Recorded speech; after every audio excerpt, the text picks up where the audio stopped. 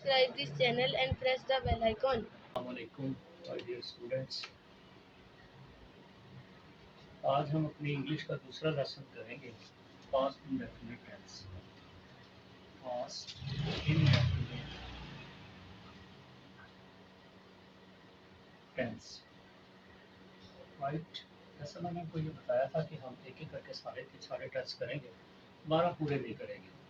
और मैंने आपको उसकी वजह भी बता दी थी कि अगर आप कोई बुक देखें या कोई स्टोरी ऐसे जो आपने इम्तहानों में लिखना होता है, क्या उसमें एक ऐसे में, एक एप्लीकेशन में, एक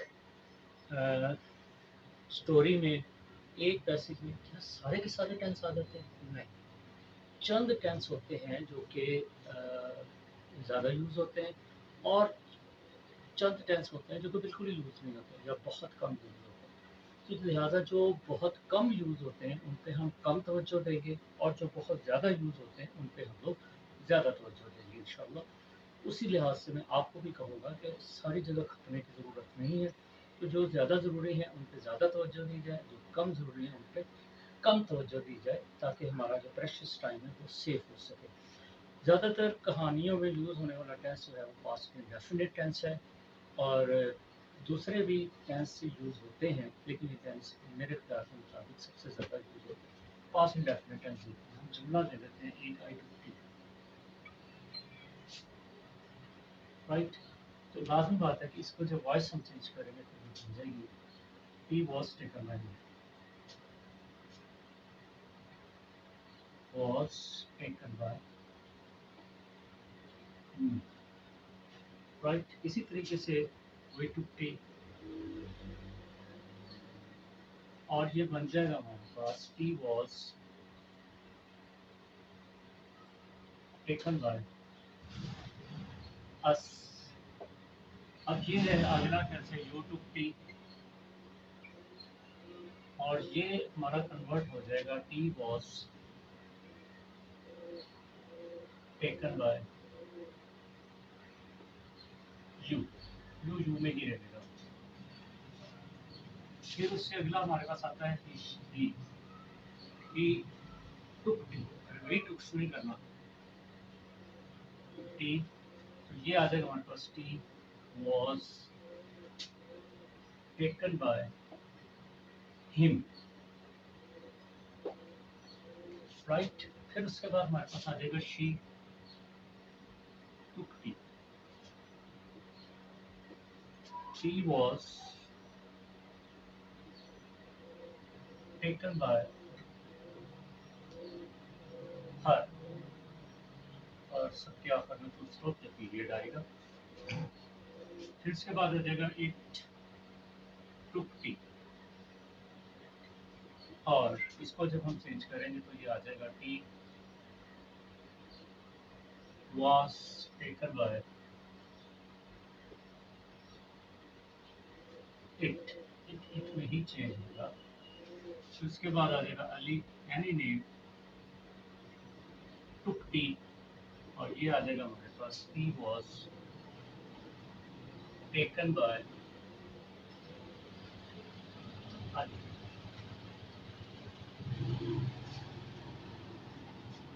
they took tea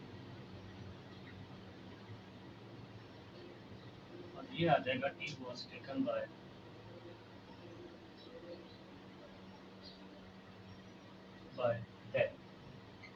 ये सारे का सारा एक सीक्वेंस है, इसी सीक्वेंस के साथ सारे होंगे। और जैसा कि मैंने आपको ये कहा था कि आप इस तरीके से जब आप प्रैक्टिस करेंगे तो फिक्रे आपके हाथों से जब निकलेंगे और दिमाग और हाथ का कनेक्शन जो है वो ज़्यादा मजबूत होता जाएगा और गलती का चांस बिल्कुल ज़ीरो रह जाएगा। आप जितने ज़्यादा से ज़्यादा जुमले आप करेंगे प्रैक्टिस, उतनी ज़्यादा से ज़्यादा आपकी मशक होगी और उतना ही ज़्यादा आपकी महारत जो है वो इंग्लिश के अंदर बढ़ती जाएगी। इसमें ये है कि आप जैसे कल हमने जुमला लिया था आई राइट ए लेटर, तो आप आई रोट ए लेटर लेकर आज इसको पास्ट इंडेफिनिट के लिए कर सकते हैं। आई रीड ए न्यूज़पेपर लेकर आप कर सकते हैं। आई राइट ए स्टोरी लेकर कर सकते हैं आप। आई ड्राइव ए कार लेकर कर सकते हैं। आई राइड ए बाइसिकल लेकर कर सकते हैं। तो मुख्तलिफ किस्म के जुमले में अपने कुली को कहें, मामा पापा को कहें, बहन भाई को कहें कि आपको जुमले दें और वो आप उनकी सब की सब प्रैक्टिस करें। तो आप ये देखेंगे कि ये एक ऐसा तरीका है, दिनों के अंदर, हफ्तों के अंदर सारी की सारी चेंजेस आ जाती हैं। आपकी जिसको रवैयों के अंदर चेंजेस आ जाएगी, जब आप लिखना शुरू कर देंगे, तो इंशाल्लाह ताला मेरा नहीं ख्याल है कि कुछ हफ्तों में आपकी इंग्लिश बहुत ज़्यादा बेहतर हो जाएगी। एक और दूसरा ये है कि ऑलवेज स्टार्ट फ्रॉम सिंपल। लूपा सल्लल्लाहु की हदीस है कि जब आपके पास दो ऑप्शन हो और उसमें से एक आपने चूज़ करनी हो, तो choose the easiest one. Choose the easiest one, जो सबसे ज़्यादा ईज़ी है, उसको आप लोग चूज़ करें। तो इसी तरह जो आपके ईज़ी सेंटेंसेस हैं, छोटे-छोटे सेंटेंसेस हैं, देखें ईंटों से दीवारें बनती हैं, दीवार से ईंट नहीं बनती, ईंटों से दीवारें बनती हैं। आप ईंट लगाते जाएँगे, दीवार बनती जाएगी। ईंट का साइज़ दीवार के मुकाबले में बहुत छोटा होता है। हम एक ही दिन में दीवार पूरी की पूरी खड़ी करना चाहते हैं बगैर ईंट लगाए। तो जैसे-जैसे आप ईंट लगाते जाएँगे, वैसे-वैसे दीवार भी बनती जाएगी और खूबसूरत और भली महसूस होगी। और इन छोटे-छोटे जुमलों को आप ईंटें समझें। ईंटें लगाते जाएँगे आप, दीवार आपकी बनती जाएगी। अब इसमें आप देखें, जिस वक़्त हमने इसका नेगेटिव कर रहे हैं ना, I did not take tea, first form हो जाएगी। We did not take T,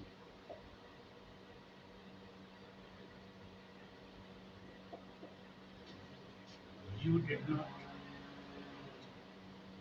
take tea,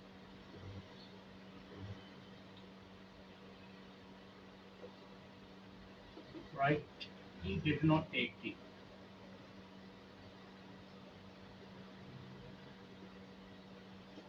she did not take tea,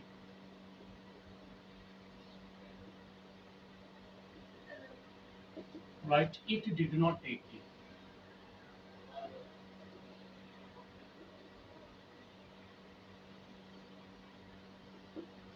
Ali did not take tea,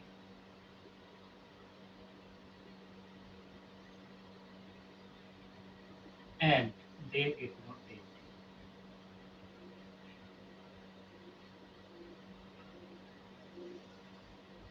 right? Similarly, यहाँ पर सिर्फ आएगा was not taken, was not, was not,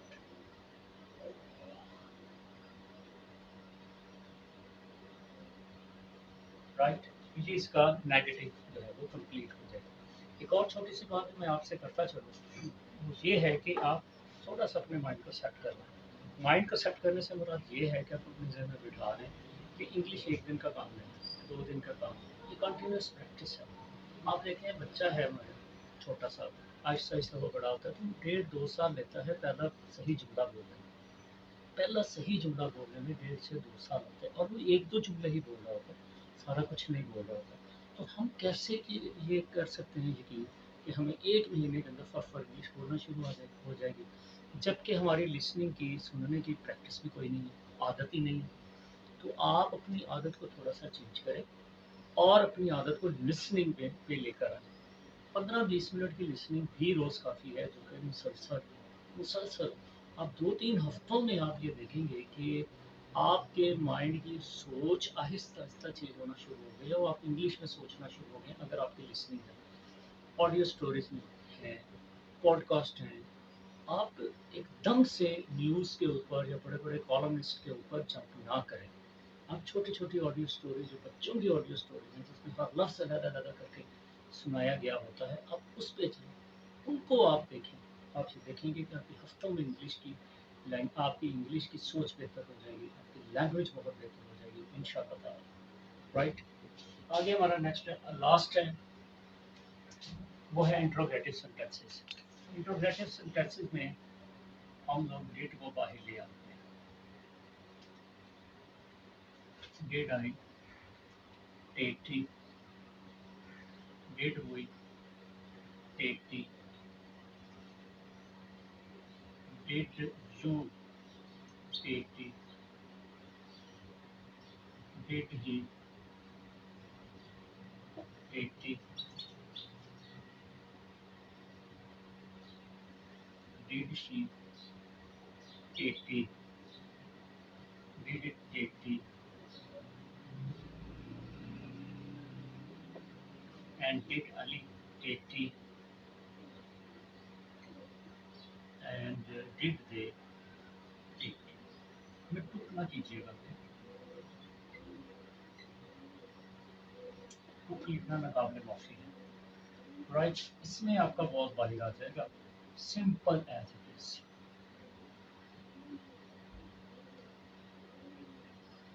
right. इसमें आपका was बाहर आ जाएगा और आप स्टेटमेंट ऐसा करते हैं, was I, was we, was